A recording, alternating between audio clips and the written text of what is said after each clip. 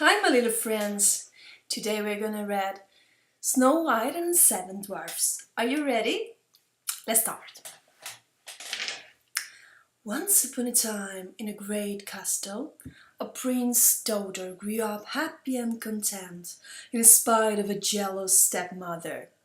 She was very pretty, with blue eyes and long black hair. Her skin was delicate and fair, and so she was called Snow White. Everyone was quite sure she would become very beautiful. Though her stepmother was a wicked woman, she was too very beautiful, and the magic mirror told her this every day whenever she asked it. Mirror, mirror of the wall, who is the loveliest of the land? The reply was always, "You are, your majesty," until the dreadful day when she had it say, "Snow White is the loveliest in the land." The stepmother was furious and, with wild jealousy, began plotting to get rid of her rival. Calling one of her trusty servants, she bribed him with a rich reward to take Snow White into the forest away from the castle. Then, unseen, he was to put her to death. The greedy servant, attracted to the reward, agreed to this deed, and he led the innocent little girl away. However, when they came to the fatal spot, the man's courage failed him, and leaving Snow White sitting beside a tree, he mumbled an excuse and ran off. Snow White was all alone in the forest. Night came, but the servant did not return. Snow White, alone in the dark forest, began to cry bitterly.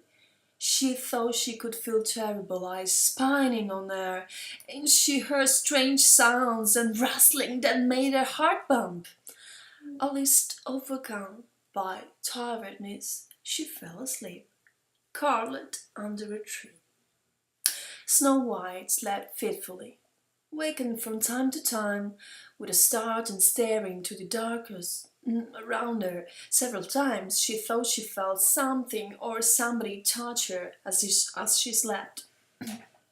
At least down woke the forest to the song of the birds, and Snow White too woke. A whole world was stirring to life, and the little girl was glad to see how silly her fears had been. However, the thick trees were like a wall around her, and as she tried to find out where she was, she came upon a path. She walked along it hopefully, and on she walked till she came to a clearing. There stood a strange cottage with a tiny door, tiny windows, and a tiny chimney pot. Everything about the cottage was much tinier than it ought to be.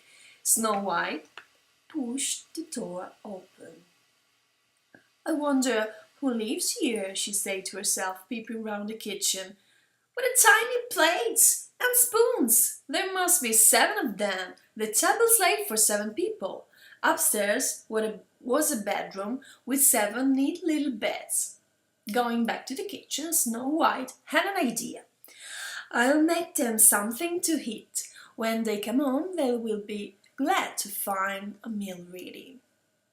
Toward dusk, 7 tiny men marched homewards singing, but when they opened the door, to their surprise, they found a bowl of hot steaming soup on the table and a whole house spick and span. Upstairs was Snow White, fast asleep on the beds. The chief dwarfs prodded her gently. "Who are you?" he asked. Snow White told them her sad story, and tears sprang to the dwarf's eyes. Then one of them said, as he noisily blew his nose, "Stay here with us!" "Hooray! Hooray!" they cheered, dancing joyfully around the little girl. The dwarf said to Snow White, "You can live here and tend to the house while we are down by the mine. Don't worry about your stepmother leaving you in the forest. We'll love you and we will take care of you." Snow White gratefully accepted their hospitality, and next morning the dwarfs set off for work. But they warned Snow White not to open the door to strangers. Meanwhile, the servant had returned to the castle with the heart of a rude deer. He gave to the cruel stepmother, telling her it belonged to Snow White, so that he could claim the reward.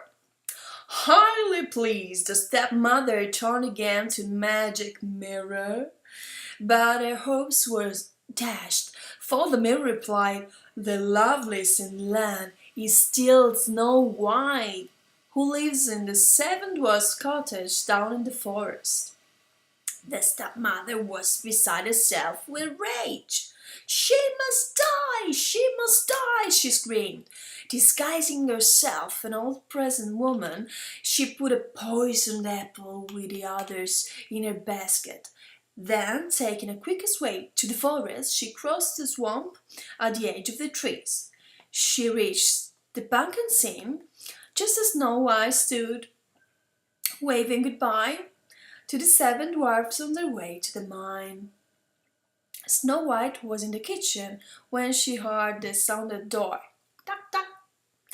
"Who's there?" she called, suspiciously remembered the dwarf's advice. "I'm an old patient woman selling apples," came the reply.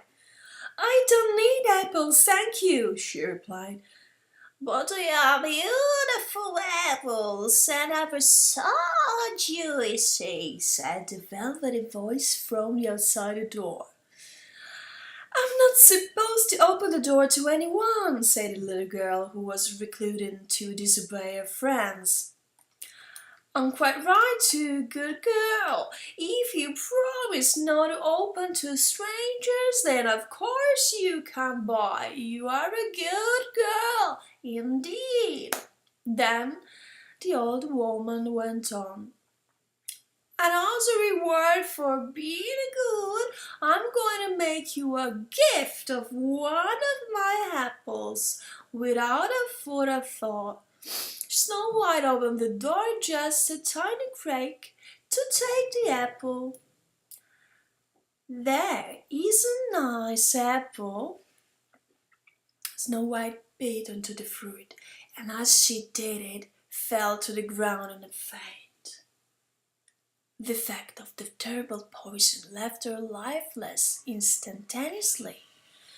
Now, chuckling heavily, the wicked stepmother hurried off, but as she ran back across the swamp, she tripped and fell into the quicksand. No one heard her cries for help, and she disappeared without a trace. Meanwhile, the dwarfs came out of the mine and found the sky had grown dark and stormy.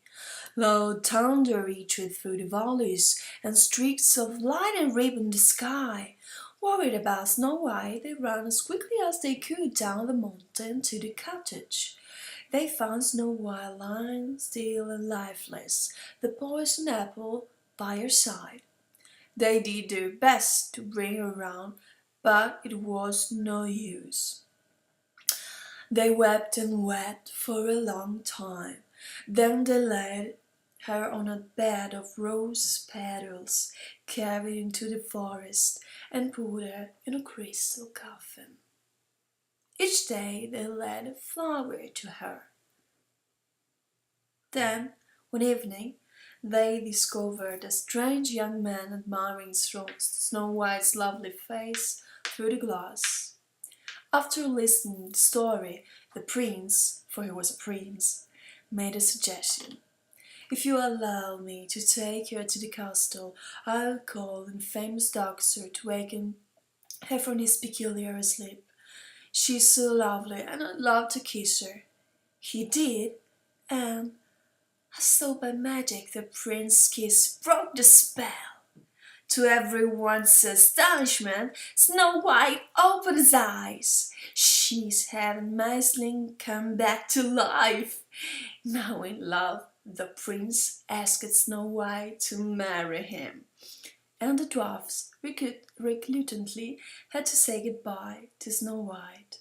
From that day on, Snow White lived happily in a great castle, but from time to time she was drawn back to visit the little cottage down the forest.